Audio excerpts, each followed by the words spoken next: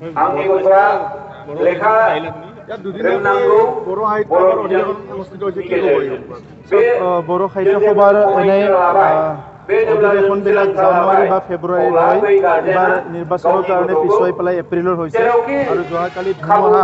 আহি পেলাই বড়ো সাহিত্য সভাৰ যিটো প্ৰতিনিধি সভা এইটো যথেষ্ট ক্ষতি কৰিছে তো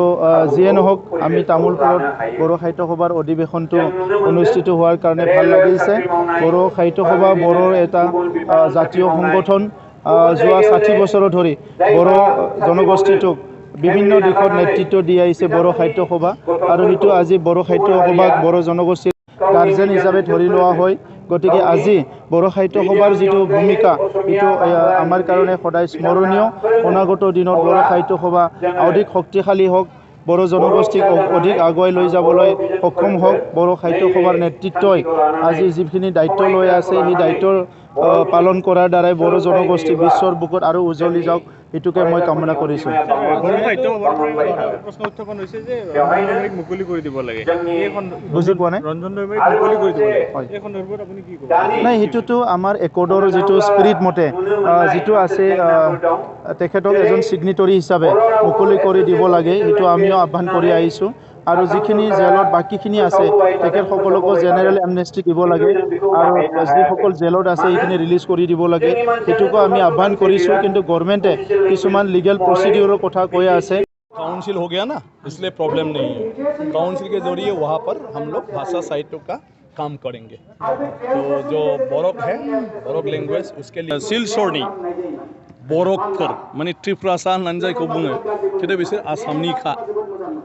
बिसोरो गासिबो देब बारमा ना नोंसोरो ना ब्रु हा नों त्रिपुरा लिरो बिसोरो त्रिपुरा हा मैं ब्रू या त्रिपुरा बे ब्रु रियां होनो बे बिसोर त्रिपुरा होनो रियां आरो रियां ब्रु माने त्रिपुरा माने जत दं माने बर' फोलेरनि बरक होनदों जायखौ BOROK बरक राव रायलायग्रा गासिबो बिसोर जोंनि आसामाव जेसेबां दं बिसोरो बर' कसारि अट'नमास काउन्सिलाव बर' कसारिजों एकेलगेनो दा थाफाबाय आरोखि सासे एग्जिकिउटिभ मेम्बार अलरेडि बर' कसारि अट'नमास काउन्सिलाव हाबबाय आरो दा बिसोरनि गासिबो गामिया बर' कसारि वेलफेयार अट'नमास काउन्सिलाव माने हाबसिगोन आरो एकेलगे माने बर'फोरजों समान बिथांमोनाबो जौगाखांनायनि खामानि दामानिया मावलांबाय थासिगोन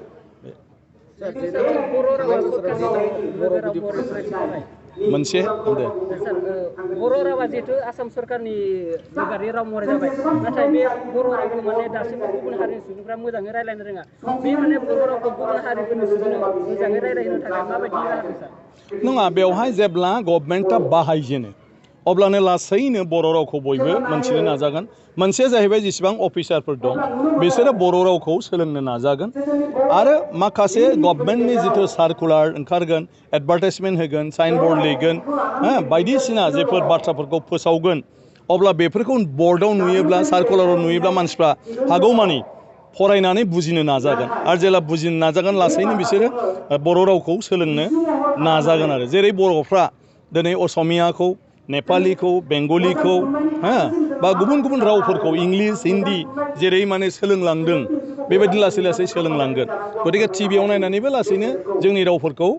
सोलोंलांगोन आरो दा फ्राय जों गोबाङानो मोनथिया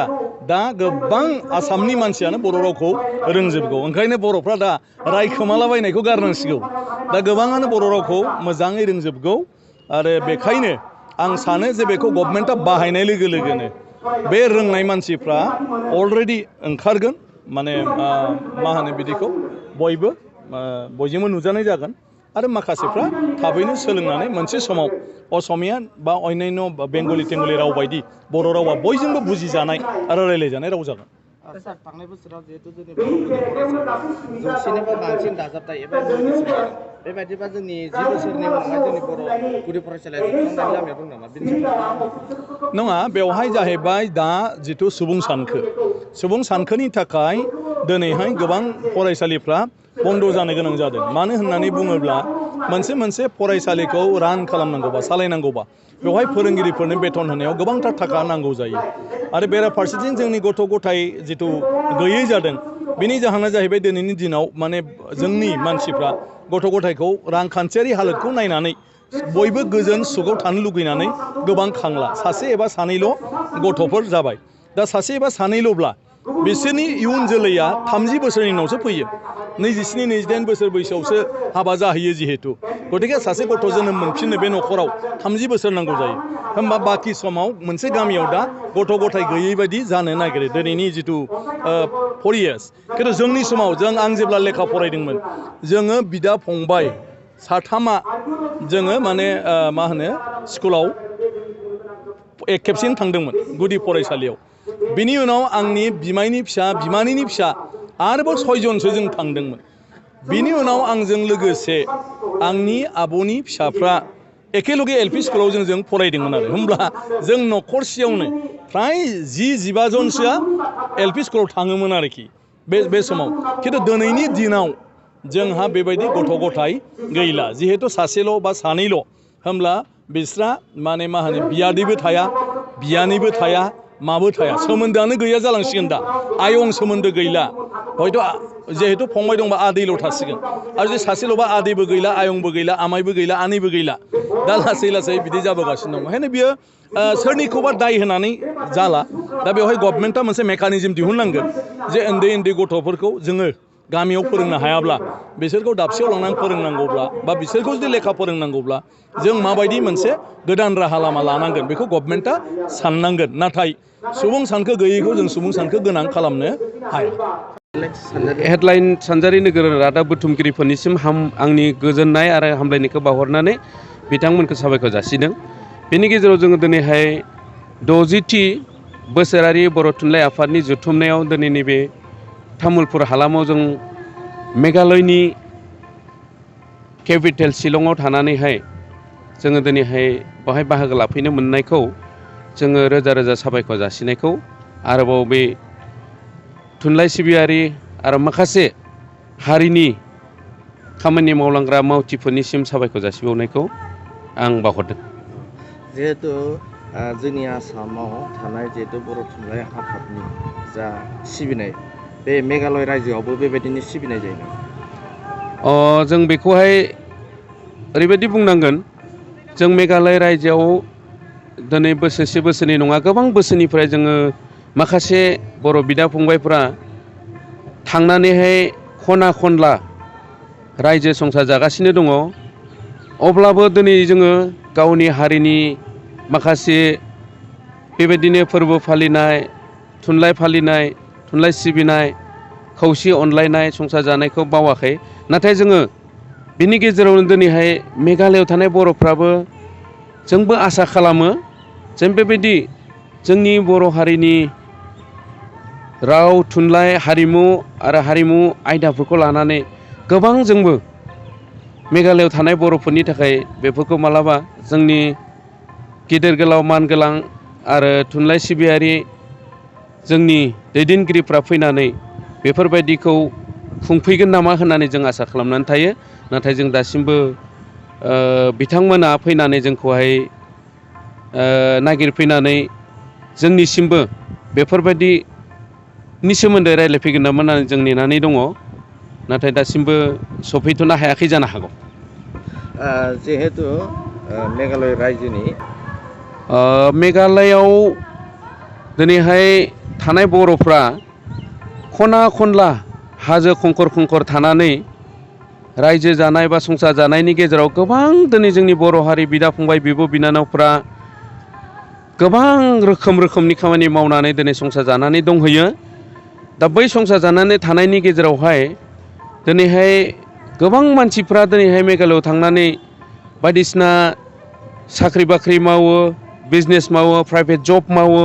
माखासे आरोबाव बेफोरनि गेजेराव गोबां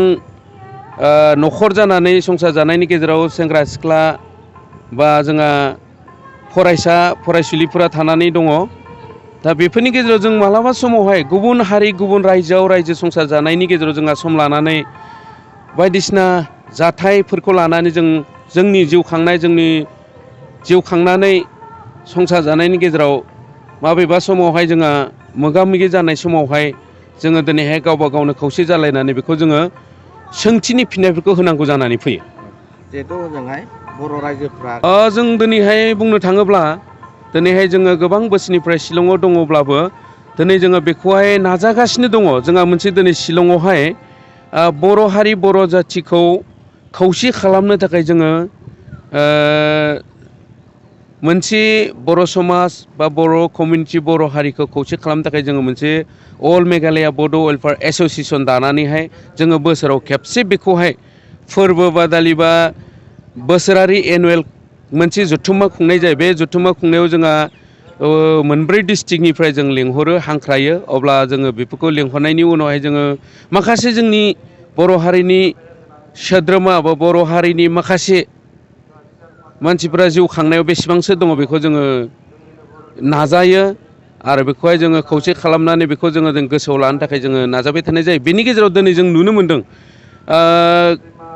बावैसो जोङो हिसाब खालामनानै नायबावबाय आजि बोसोरब्रैसोनि सिगाङाव जोंनि बर'फ्रा थाङोब्ला जों नुनो मोनोमोन 50,000सो बर'फोर दङमोन अल मेघालया होननानै बुंनो थाङोब्ला। दा बेनि गेजेराव एसे एसे जिउ खांनायाव माखासे मावना जानाय प्राइभेट जब बा साख्रि बाख्रिफोरनि गेजेराव जोंहा एसे खम परिमानै बेवहाय जोंहा एसे बिजनेस मानिसुआ खमजुरि जानायलाय मेघालयआव जिथु मावनानै थानायनि गेजेराव गोबां खामानिफोरखौ मावनायावहाय जोंहा एसे असुबिदा जानायलाय गोबां मानसिफोरा गावनि गामि गावनि डिस्ट्रिक्ट गावनि न'खराव बेक जाना फैफिननायनि उनाव जोंहा सुबुं अनजिमाया एसे खम जाबोनो हमदों। अब्लाबो दासिमबो जोंनि मेघालयआव दासिमबो जोङो 20,000सो बर'फोरा रायजो संसार जानानै दासिमबो जिउ खांनानै दङ।